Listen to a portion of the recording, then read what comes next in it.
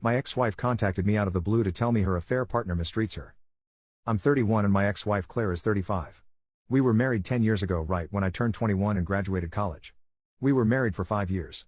During my whole marriage, I thought we were happy. I certainly was, anyway. I worked in the IT field and still do. We never got into fights during our marriage and our intimate life seemed to be satisfying. A couple of months before I finally caught her with her affair partner, she turned cold to me. Whereas before she had loved to initiate intimacy and loved having it with me, suddenly we tapered off. Every day turned into once a week, then for the last 2 weeks before I outed her, not at all. I caught her because she had left her phone out and it was still open to a naked selfie that she had sent to a number I didn't know. Although I was crushed, I kept my head on and took photos of her with my phone. I saw her message stream with her boyfriend, some guy from the gym that I was paying her bill for. I didn't confront her. The texts told me all I needed to know. They had been screwing while I was at work, in my bed. I just kept quiet. Then the following Saturday, when I knew she would be at her supposed double yoga class and that's why I'll be gone 3 hours, I loaded my stuff into my car and left. I had talked to a divorce attorney and I would be fine. I was 25 and didn't have serious money. Her father had passed away and left her like $200K, so she was rolling in dough. I had no claim on that money, nor should I have had one. We had no kids, although she had always claimed we would start having kids when she turned 30. That birthday came and went, but rather than start having kids with me, she decided to just spread her legs for someone else. Although I was the sole income earner, she was in possession of a vast amount of money, by my standards, and also had a college degree and was a school teacher for 2 years before we got married. The divorce papers were left on the kitchen table. She of course blew up my phone later with all kinds of apologies and begging and pleading, but I ignored her. A lot of her friends tried to call me and left nasty messages about how I was a coward and never loved her, otherwise how could I ghost her?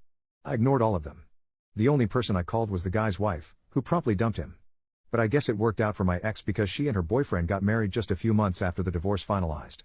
The only time I ever saw her again was in front of the judge to end our divorce case, where I had to pay zero alimony and it was a clean break.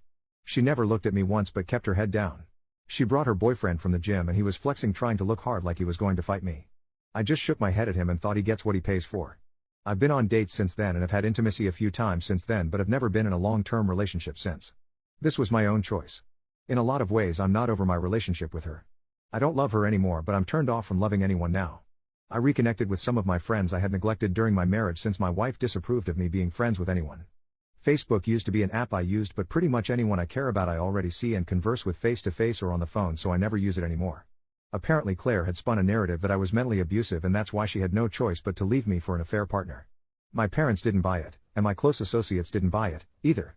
But she tried selling the crap to my boss to get me fired, I guess as revenge against me ruining her boyfriend's marriage. Ironic, that she caped for his marriage, when it was his new bachelorhood that helped make a relatively honest woman out of her. I just showed my boss the texts where my ex begged for mercy and forgiveness and admitted she was having an affair and that I was a good husband, etc. He just told me he was sorry, and gave me 2 weeks paid off to rest. Fast forward 6 years. I'm still single and just working in my same field and at the same company, but making more money now, and I am doing pretty well for myself. My own apartment, I've got savings, I've got a 401k, a car, and am generally happy. I do what I want, when I want, and answer to no one. I suppose I could put a down payment on a house, but I don't need one, and I'm happy where I'm at. But last week my ex started texting me again. I never blocked her number, since there was no need to.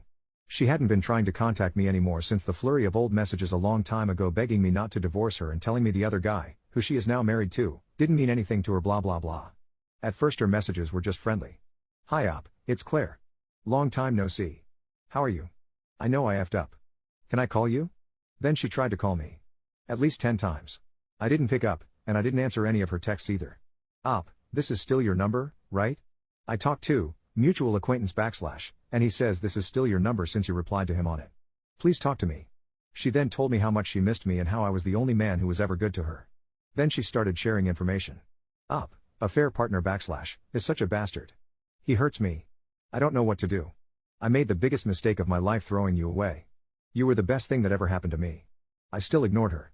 Then she started naming off different ways that he hurt her. I don't ever want to contact her again, so I texted our mutual acquaintance, a person who had joined in on calling me a coward years ago but with whom I still have some contact because I know his family, and told him what Claire told me, and asked him to get into contact with the proper authorities if what she's saying is true, because I don't give a motherfucking crap about Claire anymore, and I don't care if she starved to death in the street or died, but maybe her friends care. I actually used those words. Looking back, it's obvious I do care, if I bothered to try to send such a hateful message through an intermediary, but I didn't want to get involved otherwise. I also think Claire is trying to manipulate the former nice guy I used to be. The old me would have rushed to her rescue and be a shoulder to cry on. Not anymore. The acquaintance told me I was an evil person and a monster and blah blah blah. I told him to F himself and blocked him. For the first time in forever I logged into Facebook. As expected, no one that I used to think of as a friend had ever tried to message me to comfort me or help me back when I was first getting cheated on and divorced. I had gotten a lot of support from my family and actual friends and coworkers who had since become outside friends. Tons of people who were her friends had been sending me messages now, telling me they were right to support her because I was abandoning her in her time of need. Like seriously, WTF. What am I supposed to do? I'm her ex-husband and someone she cheated on. They know about the alleged misconduct on the man's part, so as her friends, what are they doing about it? I'm just some guy she used to know, and who she hurt. I kept on getting abused. I screen captured all the texts she had sent me recently as well as years ago. My number never changed, and I never delete anything, and have decided to stop taking high roads on social media and just plastered all their feeds with her texts where she begged me to take her back and she admitted to cheating on me. Finally they left me alone. Now she is still texting me complaining about what I said to the mutual acquaintance and accusing me of never loving her and that I was an evil person. I never replied to her. I feel good about what I did, and in my own sick way, I feel like I have closure.